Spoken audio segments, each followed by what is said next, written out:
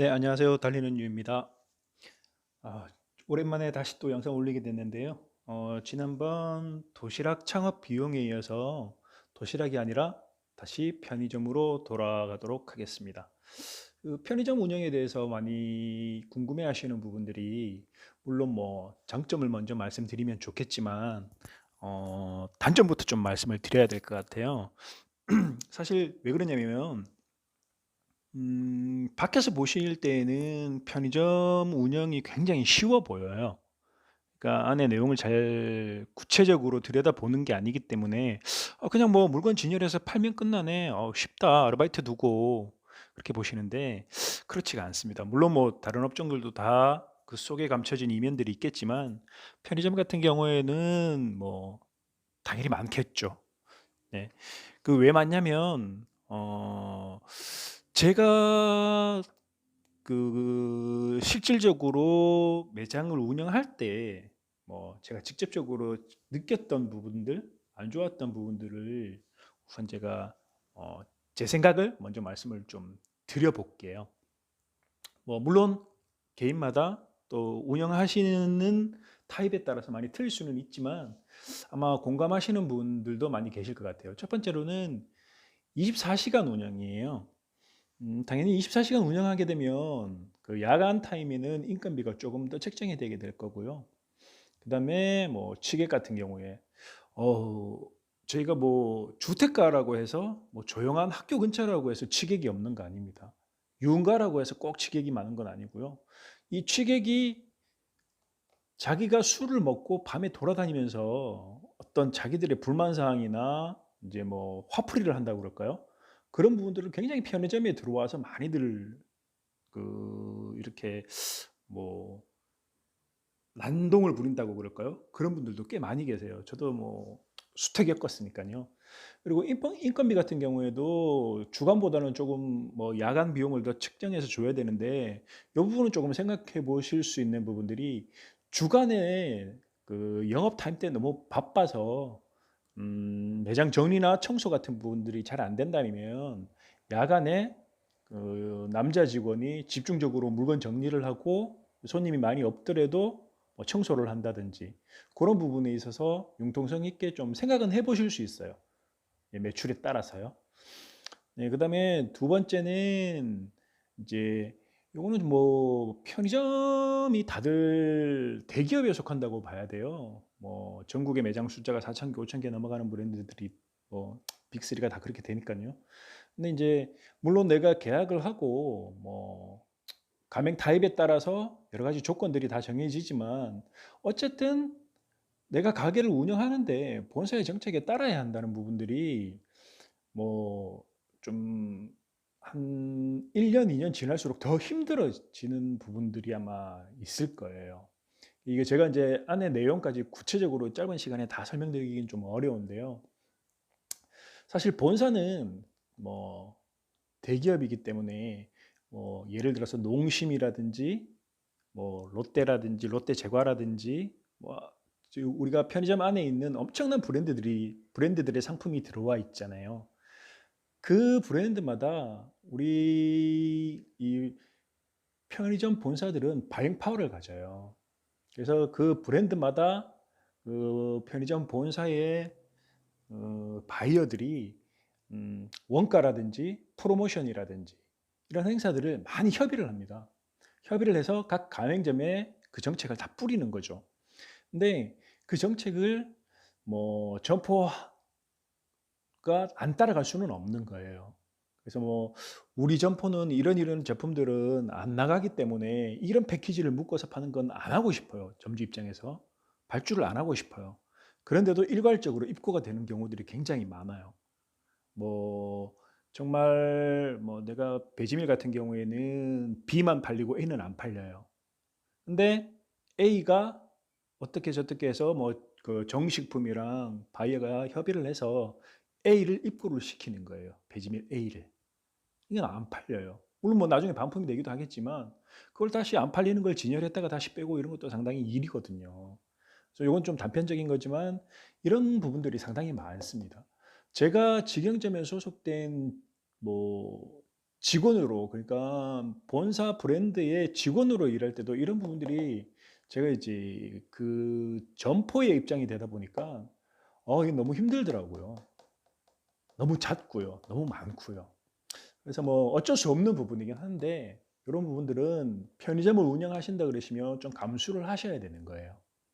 이건 좀 뭐 제가 뭐 지금 물건에 대해서만, 상품에 대해서만 말씀을 드렸는데, 요 정책이라는 부분은 다른 것도 많겠죠.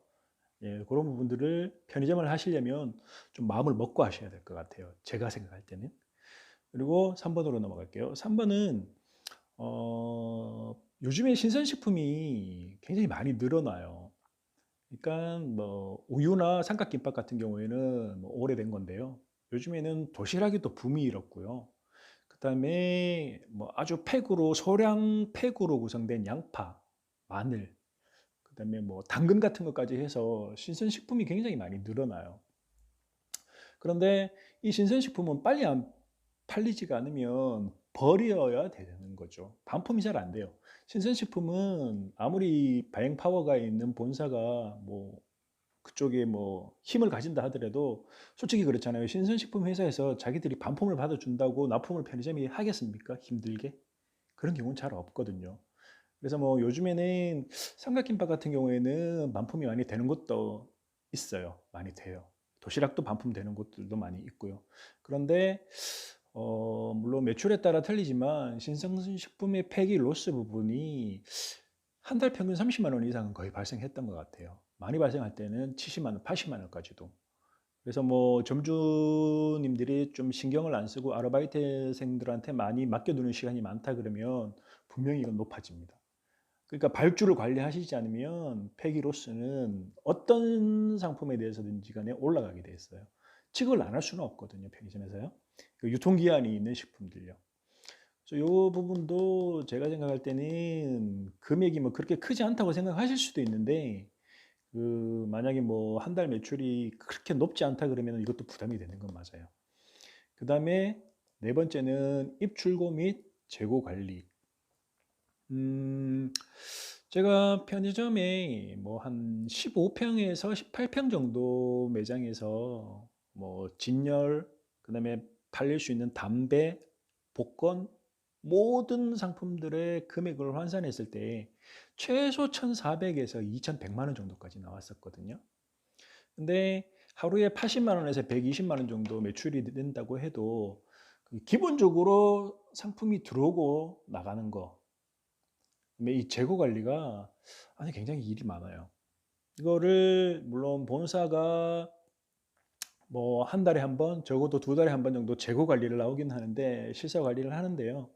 뭐 만약에 점주님들이 아르바이트생 없이 내가 혼자 하루에 12시간, 13시간 근무를 한다 그러시면 상품을 받고 진열하고 그다음에 뭐 폐기, 반품 부분 요거 관리하시는 것만 해도 뭐 시간이 정말 뭐 빠듯할 때도 많아요. 거기다 청소까지 해야 되니까요. 그래서 소량 다품종이 계속 소분된 상품들이, 그 소분은 만약에 박스에 24개가 들어있으면 한 개, 두 개 낱개도 시킬 수 있다는 뜻인데요. 그런 품종들이 굉장히 많기 때문에 뭐 밖에서 봤을 때는 편의점 안에서 놀고 있다, 뭐 저희들 뭐 그냥 서서 그냥 판매만 하네 이렇게 보시는데, 절대 그렇지 않습니다. 편의점은 일이 계속 있다.